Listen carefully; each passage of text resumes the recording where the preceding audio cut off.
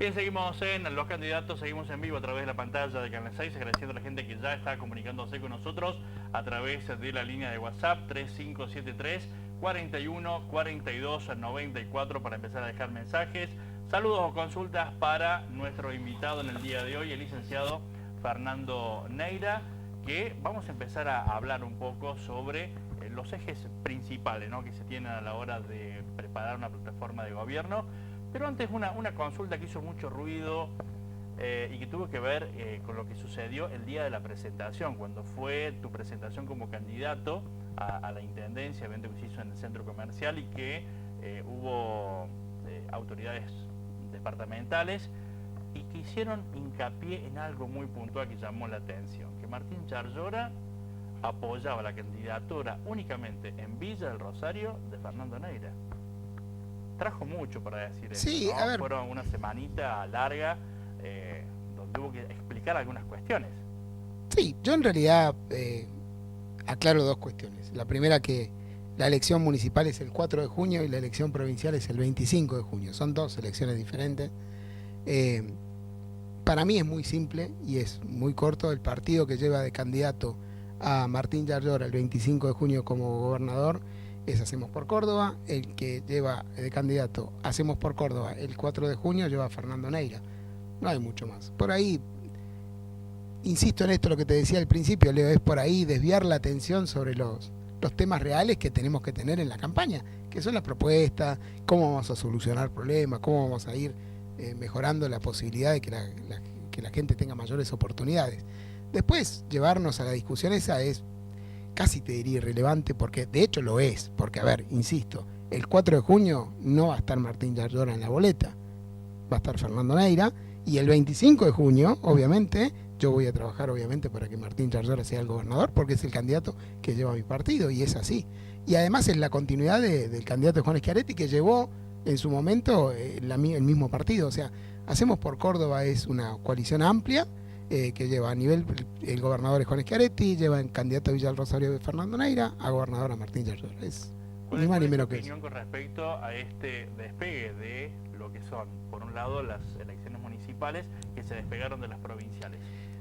¿Lo tomás como una estrategia política? Es clara, no es una opinión mía, es claramente una estrategia política que le permite la Constitución provincial y la Ley Orgánica Municipal le permite al intendente de llamar a elecciones dentro de ciertos límites, le permite llamar a elecciones en la fecha que considere oportuno. Yo lo veo desde otro lado. En realidad la elección tiene un gasto superior a los 10 millones de pesos, eso también hay que decirlo. Y cuando la elección solamente es municipal, esos 10 millones de pesos, ¿sí?, dos casas, ¿sí?, los afronta exclusivamente el municipio. Si la elección hubiera sido 15 días después con la provincial, ese gasto lo absorbe la provincia. Yo lo veo desde ese lado más que nada. Después entiendo la estrategia política, no comparto como te decía al principio, que las cuestiones políticas, partidarias y personales superen el interés de la ciudadanía, y me parece que 10 millones de pesos no es poca plata. Fernando, hablemos sobre estos lineamientos, ¿no? Estos pilares que ustedes están trabajando en base a eso para lo que es la plataforma de gobierno. ¿Cuáles son esos pilares? Mirá, nosotros, bueno, en las campañas, sobre todo tan cortas como esta, y no podés aburrir a la gente con cada una de las propuestas porque sería infinito, porque en realidad la tarea municipal es amplia. Entonces, por ahí lo que buscamos hacer es basarnos en 4 o 5 propuestas que serían nuestros pilares fundamentales, y a partir de ahí desprender cada una de las cuestiones que hacen al perfil de la gestión que uno quiere llevar adelante. Nosotros, en ese sentido, lo que creemos es que las propuestas tienen que ser el reflejo de la necesidad de la gente. A ver, y lo hemos hablado 1000 veces, si salimos a la calle y paramos a la primera persona que pasa, o a la segunda, o a las 10 primeras que pasan, y le preguntamos cuáles son los principales problemas, y ahí vas a tener la plataforma nuestra, en los principales problemas que plantea la gente. Entonces, si salimos a la calle hoy, el principal problema que todo el mundo te plantea en los diferentes sectores de la ciudad es la seguridad. Entonces, uno de los ejes de nuestra campaña tiene que ser la seguridad, pero no por una cuestión de estrategia electoral y eje de campaña, sino porque tenemos que invertir la atención y el tiempo en tratar de solucionar el principal problema de la gente, que es la seguridad. El segundo problema que nos plantea la gente es la imposibilidad de acceder a la casa propia. Y no solamente a la casa propia, a la posibilidad de volver a tener la oportunidad de tener un lote donde empezar a construir y poner ladrillo por ladrillo y demás. Yo siempre digo, mi abuelo me contaba, y seguramente los abuelos de la gente que está mirando el programa y los padres, y por ahí alguna persona también puede contar lo difícil que era construir, y que hacíamos esto y juntábamos unos pesitos y comprábamos unos ladrillos, íbamos haciendo una habitación más, pero nadie te contaba lo difícil que era comprar un lote antes, y ahora es imposible comprar un lote. Una familia joven, una pareja joven que trabajen los dos, que tengan, no pueden comprar un lote. Y entonces eso no es lo grave solamente que no puedas acceder a un lote. Lo grave es que imposibilitas el sueño del desarrollo familiar. Porque el desarrollo familiar parte del hogar, parte de la casa, parte del lugar. Y eso se ve truncado cuando uno dice, ¿cómo hago si no voy a poder nunca comprar un lote? ¿Dónde voy a poder construir? ¿Dónde voy a poder hacer mi casa? ¿Dónde voy a poder proyectar que mis hijos tengan un buen lugar para vivir? Entonces no es un tema menor. No es que solamente decimos, hace falta hacer vivienda porque no se hace vivienda. No, lo que hace falta es que la gente vuelva a tener objetivos de vida. Y eso es fundamental. Y eso es donde nosotros tenemos que prestar atención. Entonces cuando uno le dicen, a ver, ¿cuáles son los inconvenientes más grandes que ves? Y lo que ve la gente, no es que uno tenga una visión superadora. No, lo que uno tiene es un oído y el equipo, todos nos ponemos a trabajar y a escuchar cuáles son los principales problemas. Y esto lo hicimos hace 5 años atrás. Y en la campaña anterior lo dijimos.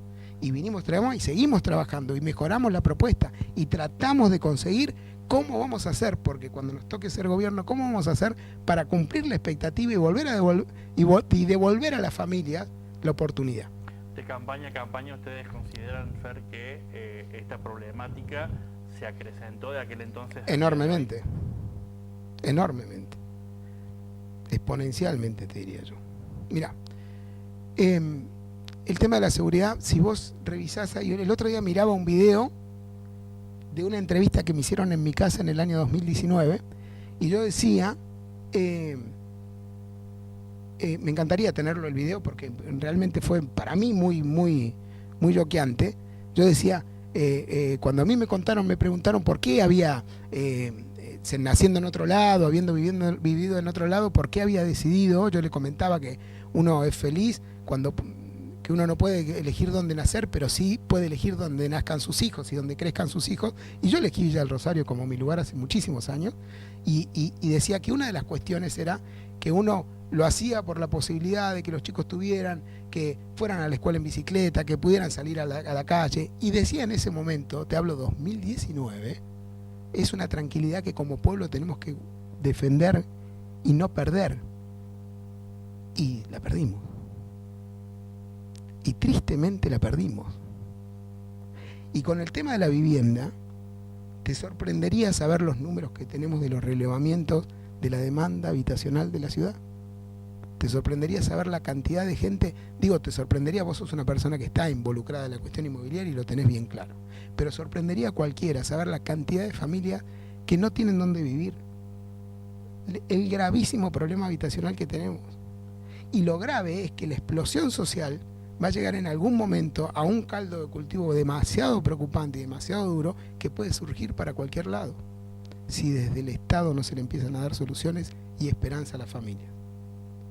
Después hablábamos de la cuestión laboral. Hay muchísimo trabajo informal, hay muchísima demanda de trabajo formal. ¿Por qué?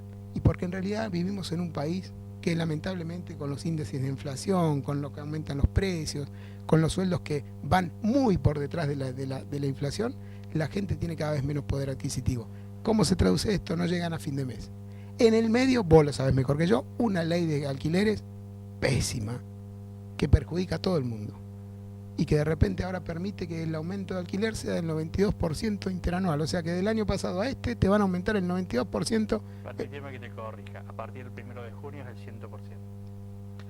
El 100%. O sea, pagabas un alquiler de 30, vas a pagar un alquiler de 60. Con un sueldo que te aumentó el 40, el 50. En el mejor de los casos el 60 o 70%. O sea que perdiste 30%.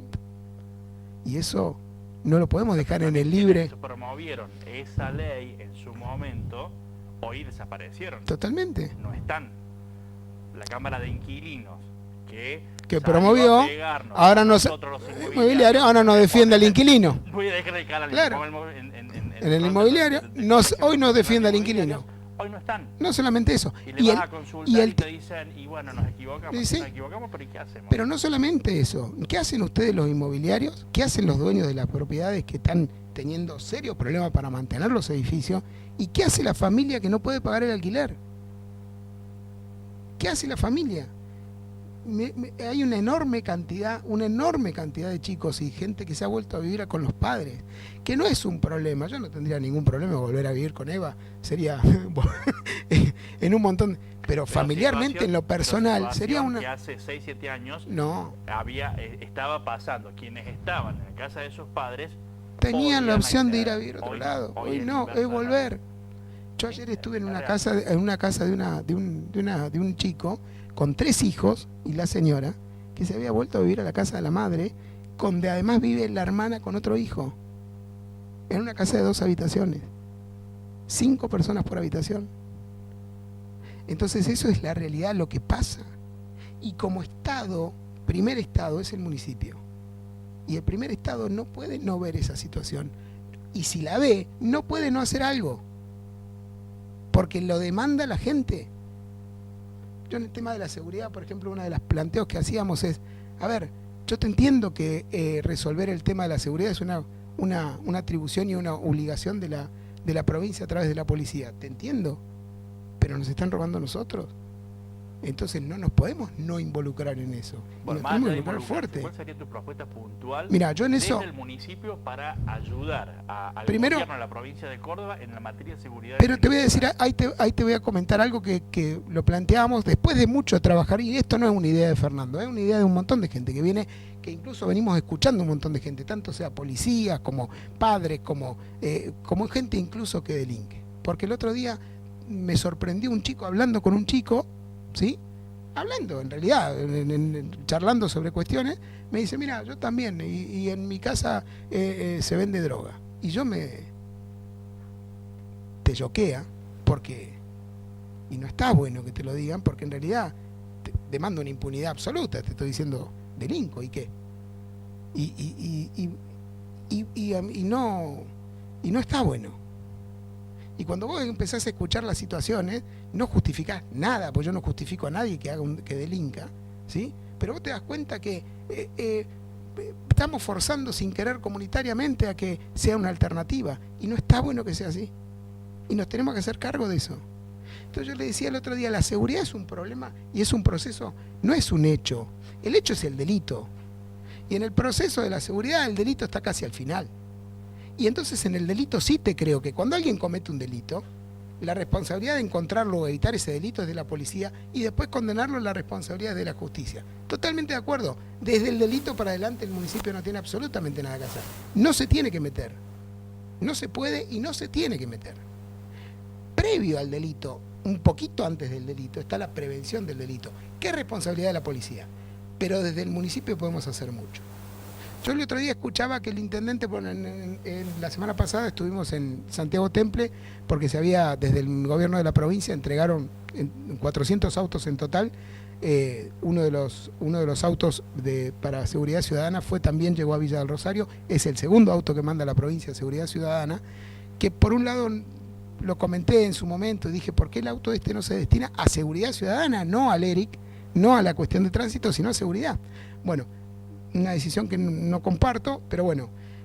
Y hablando con ellos, hablando con la gente de la policía, estaba la gente de la departamental, estuvimos viendo un montón de cuestiones, y le entregaron 8 cámaras más para Villa del Rosario, 8 kits de cámaras para Villa del Rosario. Y con eso, y más lo que dijo el intendente en el discurso inaugural del Consejo, decía que este año vamos a llegar con esa inversión y las 40 cámaras nuevas a un total de 60 cámaras. Me hizo ruido porque habían dicho otro número en otro momento, pero bueno, más allá de eso, en concreto tenemos eso. Cuando uno porque he ido al centro de monitoreo de la policía, uno ve que no tenemos 60 cámaras transmitiendo en directo. Y que ese centro de monitoreo no es el mismo centro de monitoreo que tiene Luque, que transmiten en vivo y que la policía puede hacer una acción preventiva. Tenemos muchas cámaras que graban, entonces ya no hacemos prevención del delito, lo que hacemos Es ver que después, si funciona la cámara y si puedo guardar, ver a ver quién fue el que entró. Pero eso ya es después, cuando no nos tendríamos que meter. Pero la preventiva no son 60, son muchísimas menos. Y se necesitan, porque hablando con profesionales sobre el tema, que tienen un trabajo bien estudiado en Villa del Rosario y en ciudades como la nuestra, con el índice de delincuencia y demás, se necesitan 204 cámaras en Villa del Rosario. Y tenemos que ponerla. Y esa inversión hay que hacerla para brindar herramientas. Los vehículos que vinieron de la provincia, tenemos 2, hay que incorporar 3 más. Y tenemos que comprar del municipio 3 vehículos más. Y poner a hacer seguridad ciudadana, a ayudar a la policía, que cuando te suene una alarma enseguida llegue, que constantemente la comunicación con la policía, que cubra eventos, que esté en los barrios donde por ahí con 3, 4, 5 móviles en movimiento de la policía, uno teniendo en Río Segundo, el otro en el hospital con un procedimiento, el otro en un allanamiento, se te quedaste sin móvil. 1000 personas te pueden haber dicho, a vos como a mí, como un montón de gente, fuimos a la policía o llamé a la policía y me dijeron no tenemos móvil para mandar. Pasa. Bueno, contribuyamos con eso, iluminemos mejor, limpiemos. Eso podemos hacer para la prevención, pero ahí es una cuestión que es exclusiva responsabilidad del municipio y que no se hace. Cuando hablas con la policía te va a contar que robos graves a mano armada, gracias a Dios, pocos todavía. Robos graves en el sentido de que te desvalijen una casa, te vacían, hay y ya demasiados, porque ya nos sorprende uno por mes, ya tenemos graves de ese sentido y algunos más. Pero robos de todos los días, del raterío y demás, tenemos todos los días, ¿eh? Y la enorme cantidad que no se denuncia. Entonces, cuando vos le preguntás de dónde viene esa composición de ese delito, la gente de la policía o la gente que estudia el tema o de seguridad te dice, mirá, son los robos por consumo. Es el robo de los chicos, grandes, no tiene edad, lamentablemente, que por satisfacer la necesidad de la adicción, roba para poder financiarse. El otro día estuve en el evento que hizo... Lamentablemente tampoco tenemos leyes que avalen el trabajo de la policía más esta ayuda que puede hacer la municipalidad, porque muchas veces dentro y que está ajeno obviamente no a un municipio, sino hablando puntualmente de lo que es la legislación, la policía muchas veces está haciendo el trámite en fiscalía o en la departamental, entregando el procedimiento, y quienes llevaron en ese momento lo ven por un espejo que salen atrás. Totalmente, está bien. Y que lamentablemente son las personas que vuelven a vivir. Totalmente. Nosotros lo que tenemos que hacer, totalmente. Ahora, lo que tenemos que hacer es solucionar lo que podemos solucionar. Y lo que no podemos solucionar, cuando no podamos solucionar ese tema de la legislación y demás, bueno, veamos cómo podemos hacer, qué podemos solucionar. A ver, yo por ejemplo veo que en Pilar, en Arroyito, en Cosquín, en Las Varillas, existe la seguridad ciudadana. Aprovechemos ese formato, ese marco jurídico y hagámoslo. Yo, por ejemplo, veo que es verdad lo que decís vos, que tenemos una ley demasiado permisiva, demasiado garantista. Seguramente tenemos algunos códigos que se sacaron que realmente contribuyeron por ahí algunas cuestiones. La modificación no fue buena. Entonces tenemos un montón de cuestiones, pero no pasa por nosotros. Bueno, pero ¿qué es lo que pasa por nosotros? Esto, hagamos esto. Y exijamos también que los otros hagan lo que corresponde. Pero hagamos primero lo que nosotros podemos hacer. Yo te cuento una cosa más. Hablando con la gente, el otro día estuve en un evento que hizo la gente de Padres con Facenda, que vinieron en una charla realmente movilizadora, increíble, la verdad que realmente muy movilizador, sobre todo escuchar los testimonios de los chicos con problemas de adicciones y sobre todo el esfuerzo enorme que hacen y la lucha que tienen para salir y todo el esfuerzo de atrás de la familia, la verdad que es admirable. Y a mí me preocupa saber que es un esfuerzo solitario que hacen esas familias. Y nosotros ahí tenemos un problema. Porque yo le decía, yo soy padre, ¿sí? Y como padre, nadie está exento en esta modernidad, que llegó la droga también, de que algún hijo, algún hermano, algún pariente tenga problemas de adicción. Y que parecía algo, viste, es más, casi tabú, y aparte, viste, en que enseguida encontrabas culpas enseguida de por qué venía. No es así. Hay que aceptar que esto es un problema grave, social y que existe. Y por ejemplo, yo pensaba, si alguno de mis hijos tuviera algún día un problema de adicción, ¿sí?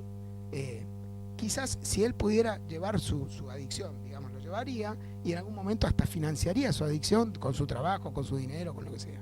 Cuando ya el problema sea mucho más grave, no va a poder alcanzar a financiar su adicción y entonces va a empezar a sacarme plata a mí, a la mamá, a la abuela. Y después cuando el tema sea mucho más grave y él ya no controle esos impulsos y esa necesidad de consumo, lamentablemente empieza a robarle a la abuela, a robarle al vecino y en algún momento ya empieza a delinquir. No estoy hablando con esto de que pobre el que delinque. No, tampoco es no justificar para nada. Cuando alguien delinque, pasa lamentablemente de ser una persona con problemas de adicción a ser un delincuente. Lamentablemente es así. Pero ¿cómo hacemos para que eso no llegue a ser? Bueno, pero ahora yo pensaba y lo veía el otro día en la plaza cuando estábamos en el evento. Estas familias que tienen un problema serio y que lo único que encontraron fue la posibilidad de juntarse como familias y contenerse, que no es poco, es un enorme esfuerzo que hacen, ¿sí? Pero no hay otra cosa para hacer, porque la sociedad hoy en Villa del Rosario, y sobre todo el primer estado, el municipio, no le da ninguna otra opción. Entonces uno dice, sí, bueno, pero está la RAC. La RAC tiene 4 niveles, en Villa del Rosario nos quedamos con RAC 1, cuando en otros municipios fueron avanzando, que tiene que ver el nivel de intervención. ¿Por qué? Y porque hay que invertir en eso, hay que poner profesionales, hay que poner a alguien que si yo como papá voy y le digo qué hago, cómo encaro la situación, cómo lo manejo, necesitamos asistencia. Y ese es el primer paso para ver cómo hacemos para que ese chico con problemas de adicciones y esa familia que lo sufre no lleguen a delinquir. ¿Villa Rosario que tenemos, Feroy? RAC 1, que es la parte... ¿Asistencia únicamente? No es asistencia, es asesoramiento en primera instancia. O sea, no hablamos ni de asistencia ni de contención. Ni de tratamiento. Entonces nos falta mucho camino por recorrer y se necesita inversión y hay que hacerla. Vaya que hay que hacerla. Si te estoy diciendo que tenemos muchos problemas de robo por consumo, quiere decir que tenemos muchos chicos consumiendo, tenemos que trabajar ese tema. Y antes de eso, Leo, está el tema de la prevención, cómo hacemos para que los chicos no lleguen a esa instancia de consumo. Y la única manera probada en el mundo, hasta hoy, es que los chicos tengan la cabeza ocupada por otro lado. Y la cabeza ocupada por otro lado es el arte, es la cultura, es el deporte, es las actividades sociales que tenemos que hacer. Y para eso no tenemos que salir a crear escuelas municipales por todos lados, porque no nos va a dar el presupuesto. Lo que tenemos que hacer es fortalecer a las instituciones que hacen ese trabajo y que lo hacen con un enorme esfuerzo. Y esto ya lo digo como presidente del Poli, que lo que cuesta mantener el Poli, mantener la Italiana, mantener Promesa del Norte, mantener los ballets, todos los espacios. Entonces ahí es donde tenemos que estar, ahí es donde hay que invertir y ahí es donde empieza la primer parte de la solución de la seguridad. Porque si nosotros hacemos que los chicos no lleguen, que estén ocupados, que salgan de la casa, vayan a la escuela y después de ahí tengan una actividad pensando y que estén pensando que el sábado bailan o que juegan al rugby o que juegan al fútbol, van a tener la cabeza en otra cosa y vamos a lograr minimizar el riesgo, no lamentablemente a cero, pero vamos a lograr minimizar el riesgo de que el chico entre en consumo y que después lo lleve por mal camino y que termine en una cuestión de delincuencia. Eso hay que hacerlo y eso es exclusivamente una responsabilidad del primer estado, que es municipal. Bueno, que por ahí vos decís fomentar, obviamente, ayudar a quienes realizan esta tarea. El trabajo de prevención, que siempre lo venimos diciendo y en todos los ámbitos, que es muy importante, pero lamentablemente la prevención siempre es poco y siempre hacemos prevención cuando se viene el Día Internacional de la Concientización Lo hacemos esa semana y le digo, y me incluyo como medio de comunicación, que muchas veces he hablado con las instituciones de decir, bueno, a ver, seguridad vial, a ver, ¿qué podemos hacer? En continuo. Y yo tengo, hoy tengo el de cruzar la calle, el respetar los semáforos, de una campaña de educación vial que se hizo en el año 1993 y que la tengo hoy al aire. Cuidemos la vida, luchemos por la vida. Luchemos por la vida. ¿Sí?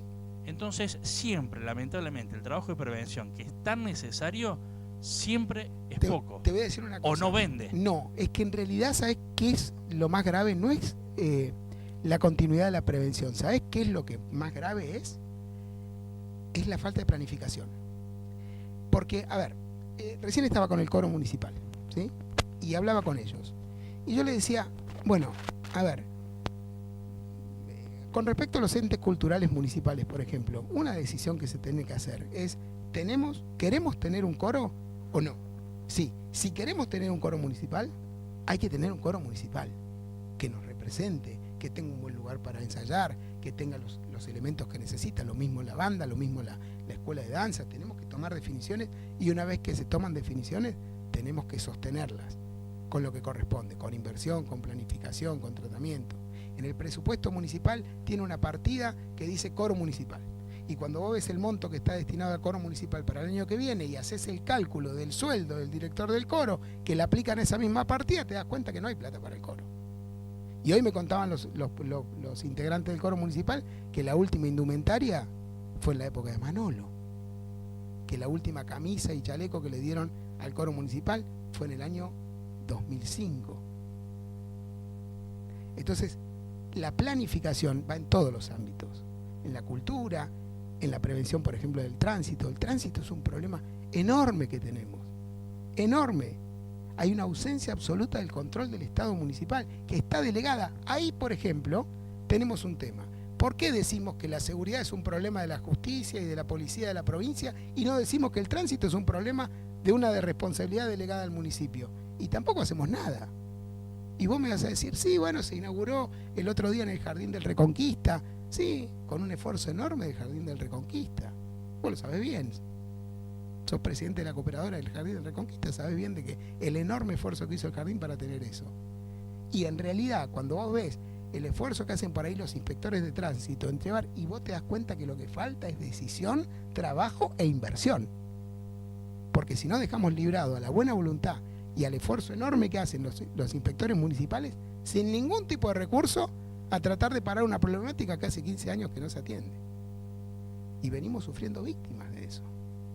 Y hoy por hoy la gente que vive en el centro de la ciudad, igual que yo que vivo cerca del río, no se puede dormir. Manolo en su momento supo decir que teníamos un grave problema sociocultural en Villa del Rosario. A posterior, Roberto Herrera el Topo, en una entrevista también que tuve la posibilidad de hacerle, dijo, voy a tomar una frase que dijo Manolo, y lamentablemente se sigue sosteniendo, y que tenemos un problema sociocultural en Villa del Rosario. ¿Hoy lo seguimos teniendo? Va a ser una de las pocas veces que no estoy de acuerdo con Manolo, ni con el Topo. Con el Topo no es... Quizás en aquel momento... En aquel momento puede ser. Momento era. Quizás en aquel momento lo entiendo. Te voy a decir por qué, no en este tema, al menos no en este tema, ¿no?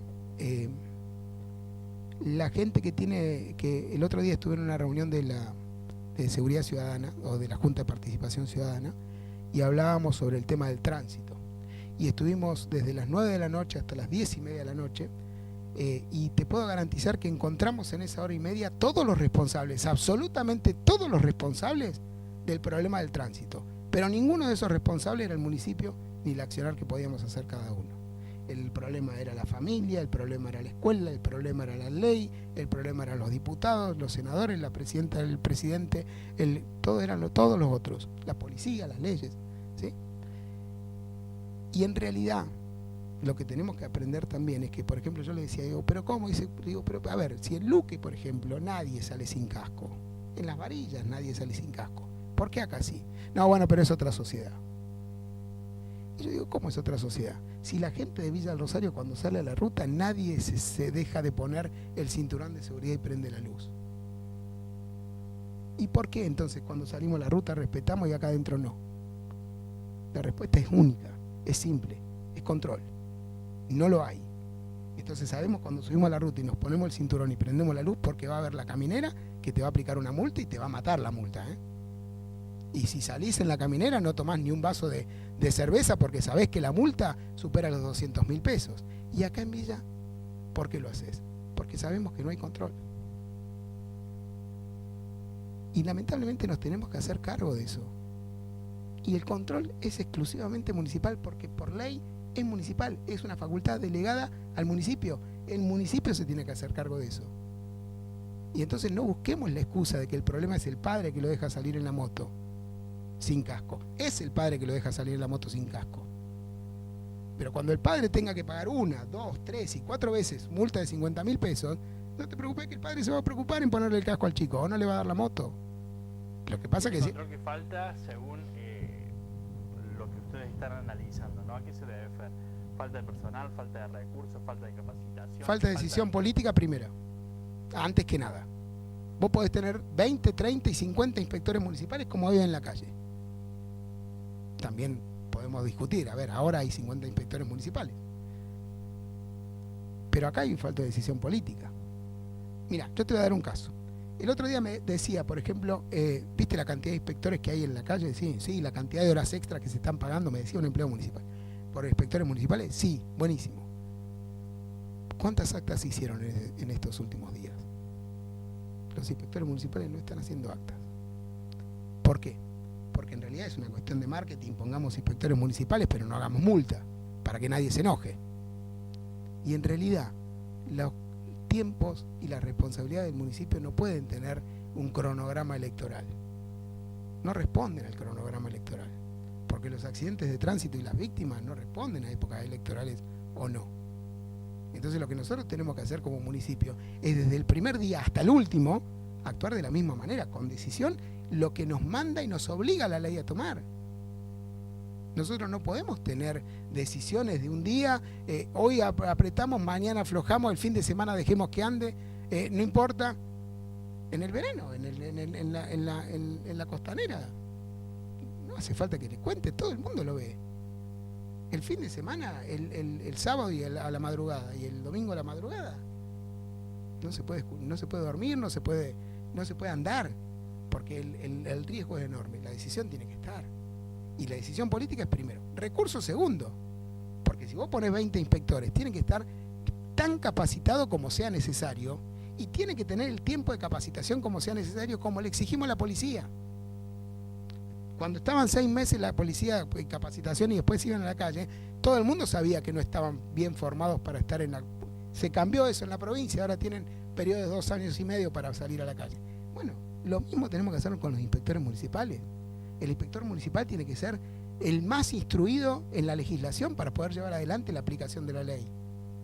Yo no puedo retenerte una moto, o cuándo puedo retenerte, o cuándo te la puedo o no retener, cuándo tengo que, con hacerte cesar la infracción o la contravención, qué tengo que hacer y qué no. Tenemos que realmente capacitarlo, tenemos que darle los elementos, tenemos que darle la instrucción y la información, y además también tenemos que darle los recursos. Y si hay que pagar adicionales para que la policía acompañe los procedimientos, hay que invertir y hay que pagarlos, porque en realidad es un problema serio. Nosotros tenemos, todo dice la gente maneja mal en Villa del Rosario. No. La gente maneja mal acá porque se le permite, porque nos permiten a todos manejar mal. Y si entonces, por ejemplo, tenés cámaras que te pueden leer la patente y diste la vuelta en U en la avenida San Martín, que te llegue la multa, no la das más vuelta en U. Y eso es una cuestión de decisión. Y eso tiene que estar. El municipio tiene que estar para aplicar la legislación. No solamente te hablo de eso, Yo lo que vengo en la crítica, y lo he planteado en cada uno de los ambientes, en los lugares donde corresponde, que falta desde parte del municipio la aplicación de la autoridad que le corresponde aplicar. Por ejemplo, en la cuestión del tránsito, por ejemplo, en la cuestión de las obras privadas, por ejemplo, en la cuestión de la aplicación del comercio, de la venta ambulante, de un montón de cuestiones. De los loteos. Lo hablamos en alguna oportunidad con vos, hay aplicación de ordenanzas de loteo, que tenemos 5 ordenanzas en vigencia, pero más allá de eso tenemos aplicaciones que no se respetan. Y que ahí tenés a alguien que no la respeta, pero tenés a alguien también que deja que no la respeten. Y es ahí donde tenemos que trabajar, porque tenemos que ordenar la ciudad, y ordenar la ciudad hacia el criterio de ciudad. Todos decimos, no, Villa ya no es un pueblo, es una ciudad. Bueno, empecemos a asumir la responsabilidad y tengamos las obligaciones de ciudad. Nadie da vuelta en U en la Chacabuco, en Córdoba. Sí, es verdad. Pero ya seguimos hablando, en un ratito nada más vamos a establecer una pausa, cumplimos con los anunciantes y ya volvemos para seguir dialogando con el licenciado Fernando Neira, quien es el candidato a la Intendencia de la ciudad de Villa del Rosario por el espacio Unión por Villa del Rosario. La pausa, ya volvemos.